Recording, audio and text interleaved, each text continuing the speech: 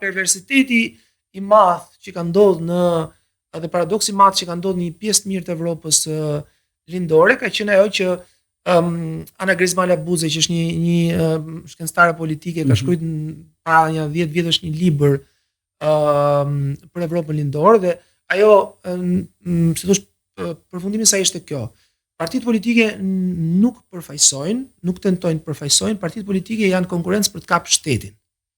Në momentin që kapet shteti, ai përkthehet në benefite imediate për ata që e votojnë. Pra, paradoksi është i madh, ti ke shoqërinë, partitë duhet të përfaqësojnë, natyrisht që duhet ta marrin, do të konkurrojnë për pushtetin, kjo është loja e demokracisë, por në të njëjtën kohë pushteti pastaj ka tendencën që të vetë gjenerohet nëpërmjet kapjes shtetit, klientelizmit e gjitha këtyre fenomeneve. Pra shteti është shumë i rëndësishëm sot për atë që e ka.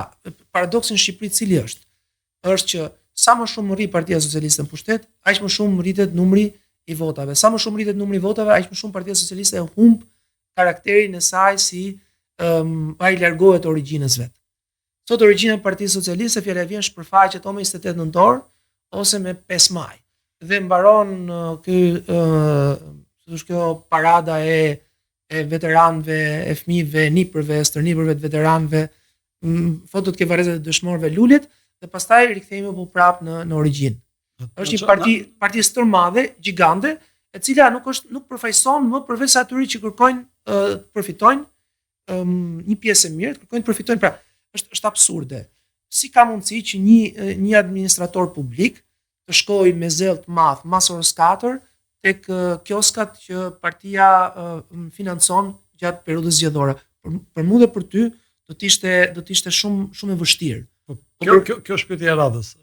Çfarë përfaqëson Partia Socialiste sot? Me fjalë tjera, a është Partia Socialiste Servet Pollumit, dies pasë ndrojet para pak kohe? A është Partia Socialiste e Elisës Spiropalit? A është Partia Socialiste e Edi Ramës, e Belinda Ballukut apo Erion Braçës? Partia Socialiste është ajo që është sot. Pra këto fenomene që për cilët ne po flasim janë nën produkte të këtyre viteve të mandatit ku e ka humb busullën, nuk është se e ka pas, po e ka humb. Ai më në vitin 2013 patëm bërë një lloj studimi me një koleg grek dhe Partia Socialiste ishte goxha majtas aso kohë, edhe më majtas se sa partitë e veta si motra në vende të tjera. Megjithatë, realiteti tregoi që doli jo vetëm më tepër djathtas, por dhe më tepër anash dhe më tepër e pa identifikueshme sot.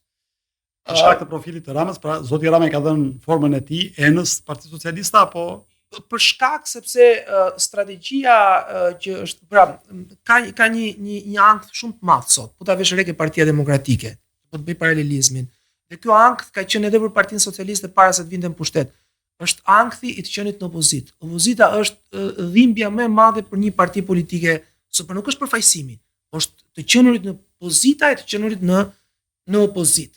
Pse? Sepse di gjithçka identifikon me mënyrën se si ti mund të mbash votuesit e tu të lidhur pas vetes, të cilët nuk identifikohen me ty për shkak të ideve që kanë, por identifikohen me përfitimet që kanë. Kjo vjen edhe për shkak sepse nga ana tjetër ai që është në pozitë të ndërshkon për shkak të identitetit tënd, i cili mund të mos jetë identitet primar. Identiteti jot, dëshira jote është që të kesh, nuk e di, një vend pune dhe pastaj dhe kështu do të ishte, dhe të kultivosh interesin tënd politik.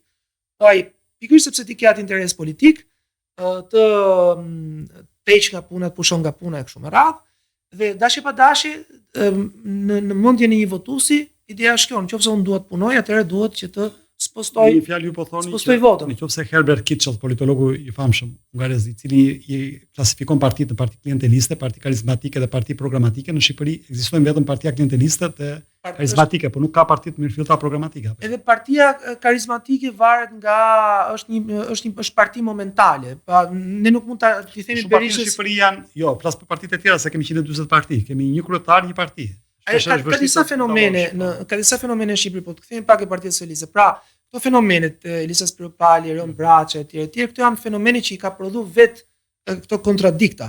Po ta vesh re, ligjërimi Elisa Spiropalit është i ngjashëm me ato të një pjese teatrale kineze që luhet nga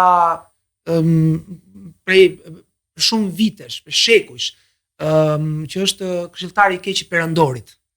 Duhet gjithmonë kjo, është shumë interesante si metaforë. Pra, në fakt nuk e ka perandori, e ka këshilltari i keq. Çfarë bën Liza Spiropali? Do të identifikoj këshilltarin e keq. Nëse ka diçka më banale se si ti mund ta anatemosh këshilltarin e keq, është korrupsioni. Gjë më banale e mundshme, ti nuk prodhon një ligjërim të caktuar politik, jo programatik. Por janë ata, është Nesti Angoni, pra produkti më i rëndësishëm i opozitës Partisë Socialiste është figura e Nesti Angonit, i cili godet korrupsionin brenda partisë dhe jep mundësinë Ramës se ta pastrojë deri diku partinë dhe ta zëvendësojë me njerëz ndoshta pa dashje.